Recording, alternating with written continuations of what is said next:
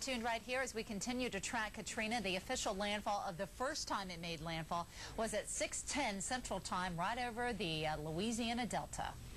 We've had a crew in Biloxi, Mississippi. One of our producers, Simon Temperton, talked to us on the phone as the worst of the hurricane was ripping through Biloxi. We're going through some unbelievable conditions right now.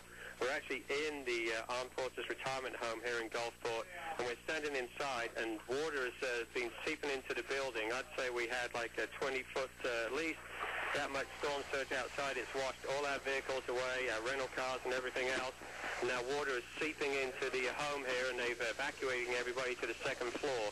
I'd say I'm standing in like 5 or 6 inches of water, and it's all the power's out, of course, and there's a few emergency lights, but it's a very daunting prospect right now that we're facing. We can't even go outside. We're not really sure what's happening, to be honest. Our satellite truck had to drive out, and he was underwater, and our rental vehicle, the water came up to the top so fast, and we tried to get a few of the cars out, but then the drivers got stuck. We had to rescue them because, you know, never drive in water, so that was really bad. And so it's a very dangerous situation we're in right now, and everyone's a little bit apprehensive, and they're evacuating everybody here in the home, like 300 or 400 residents, to the second floor. You know, I've been doing this for 15 years and being Mr. Cantore's producer for many hurricanes, and I've never seen anything like this. This is probably the scariest situation we've been into. I mean, just a sudden rise of water and how fast and how it's coming to this building. You know, when we got here yesterday, they said we're good for like 27, 30 foot, and they've never seen anything like this before here. They thought that they were completely safe. You know, but now water is seeping in, and we're not even shooting anymore. We're basically self-preservation now. We're helping the people as much as possible to put up boards and sandbags up against the doors to stop the water flooding in. You know, we've basically become part of the crew here to help them as much as possible. You know, Jim Cantore was, you know, right now he's got a board in his hand, and we're moving sandbags and everything else. And in fact, in the time I've talked to you, the water has risen probably another 3 or 4 inches. No, it's another 3 inches. It's up to nearly the top of my boots here on the first floor.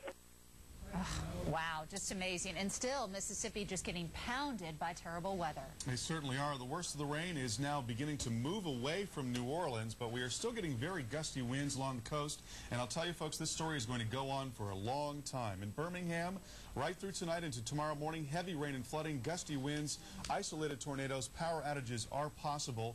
We'll find more of the same in the Atlanta area right into tomorrow.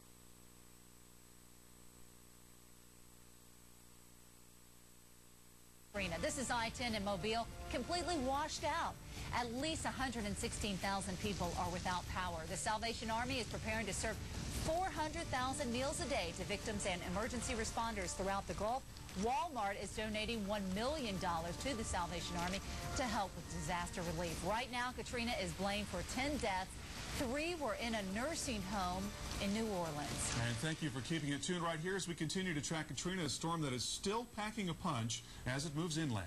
Landfall occurred at 6:10 Central Time this morning, just battering the coast and flooding it out right over the Louisiana Delta. Gulfport is another area that was hard hit by Katrina. Storm surge pushed sailboats on top of US 90 in Harrison County. Gulfport Central Fire Station is closed because winds just whipped off the doors and caused structural damage. Our own Jim Cantore and crew is there. They are safe tonight in a veterans retirement home. And parts of Mobile, Alabama are underwater due to strong storm surge from Katrina. A curfew has been in effect all day. WAJ reporter Tony Thomas has been in Mobile. He shows us the aftermath.